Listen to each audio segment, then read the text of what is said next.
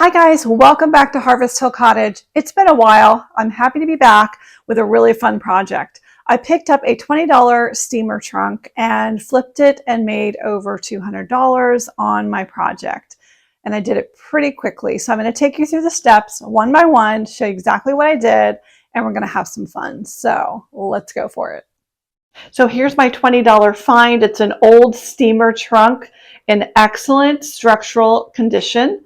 Cosmetically, it needed some love. Thankfully, the previous owner had already spray painted it black. So that is a prep step that's done for me. New handles already in place. It is ready to paint. I couldn't be happier with this piece. I chose to use Fusion Mineral Paint's Lichen. It's a mossy green, soft mossy green color.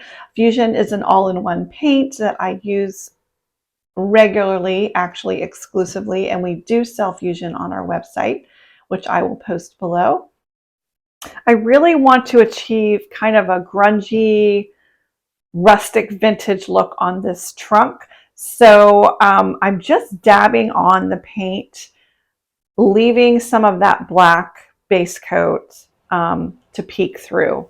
So just kind of dabbing and spreading the paint all around, all over the entire surface of the trunk, making sure that I leave some of that black peeking through.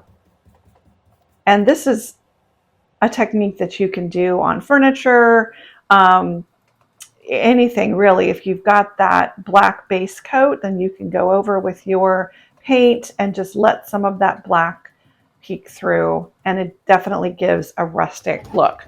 Now, the surface of the trunk had some texture, which made that dabbing and spreading process go a lot easier. It was not a smooth, shiny surface. So very much a matte textured surface. So it was sort of a dream surface to work on and to accomplish this technique.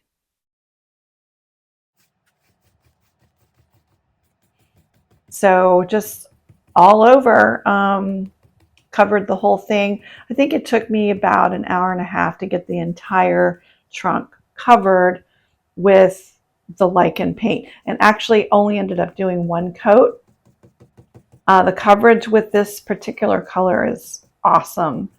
I did go back in a couple of spots and add a little bit heavier color, but otherwise one coat, done. Here it is, all done. It's still drying, so you can see a little bit of patchiness, but I am loving it. I did decide I wanted to knock back that green a little bit just to age it up, so we're going to apply a glaze. Now, I did wait overnight before adding the glaze, because if you add a glaze too soon, you can reactivate your paint and sort of make a mess. So always give yourself a day or so for it to dry. Fusion makes this little miracle product called Clear Glaze, and it is a base glaze that you can add any color to tint your glaze to be the color that you want. So here I am adding Fusion's Coal Black, about a 50-50 blend. And my tools are the blue shop towels. I've got my misting bottle and some brushes. So here you can see the bottom section. I've already put the glaze on and wiped it back. So you can see it just sort of mutes and ages that painted surface. So the glaze added to your paint really just creates a medium that allows for ease of spreadability. And then the open time, it lengthens the open time so that you can work with it, move it about your surface, and then you can wipe it back to the degree of your liking. I like to mist my rag just a little bit. Again, it just helps the rag to move a little bit easier across the surface. And you can wipe it back in nice even strokes, or you can do more of a wash. I opted to do more of a sort of a wash with the glaze. So I painted it on small sections and then just wiped it back with my blue shop rag. misted with just a little bit of water. So you can see I'm just dabbing and moving that glaze around, taking off what I want. And that's what another thing I love about the glaze is you really can control how much or how little you leave on your surface. You can also go back and do a second coat if you want more. Really nice, versatile product. Fusion also makes an antiquing glaze if you want to just antique something with a brown antique look, and it works the same way. Just brush it on, wipe it back. You're good to go. And here's the trunk all glazed up, looking good. I love the kind of grungy look I've got going there. Let's take a peek inside. Loving that it is already painted black. I did notice that the inside of that lid was a little splotchy, so I'm going to do something to cover that up.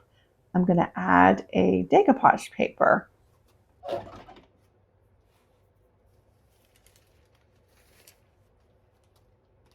This paper is called Coffee Sack. It's by Roycycle. We do carry this on our website as well as a very large selection of decoupage papers. And I thought this would go well with the what I've got going on here with the trunk. So I'm going to apply this whole sheet of decoupage paper to that inside lid.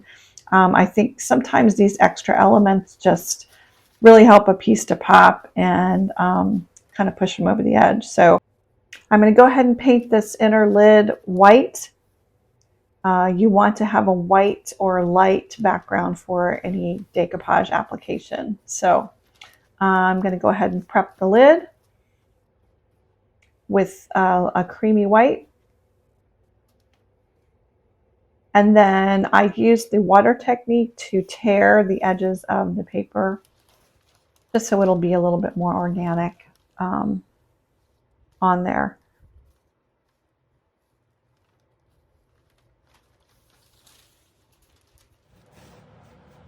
So whenever applying a large piece of decoupage paper, I work in sections. So I'm going to go ahead and just do that top section with my decoupage medium.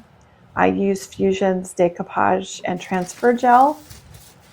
It's a nice light decoupage or transfer medium that is very easy to work with and adheres so nicely. So I just go ahead and adhere my paper, that top section, smoothing it down with my hands, making sure every little bit is sticking to the surface and just working out those wrinkles and bubbles. I use my hands first just to get that initial contact, and then I usually use a saran wrap or cling wrap of some kind to really go in there and make sure every single little section is smooth and adhering nicely to the surface.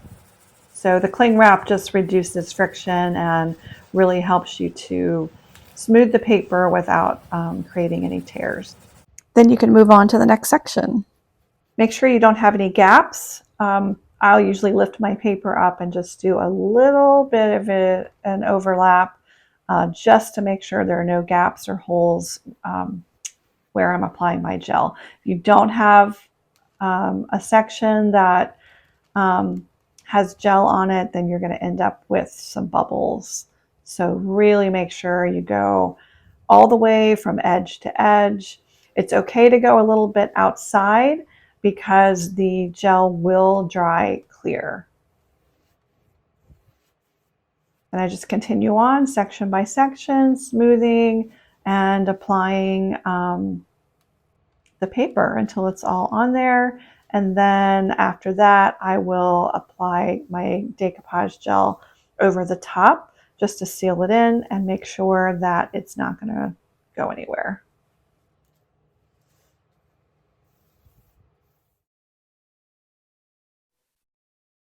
So here it is. I think it turned out pretty great. Let me know what you guys think in the comments. Would you have done anything differently? If you have questions, always feel free to ask. We check comments and respond regularly. If you like what you see here, we would love for you to follow, subscribe to our YouTube channel, but we are also on all social media platforms. You can follow us over on Facebook, Instagram, TikTok. We're everywhere. HarvestHillCottage.com is our website, and we are so grateful for you. Thank you again for watching, and God bless.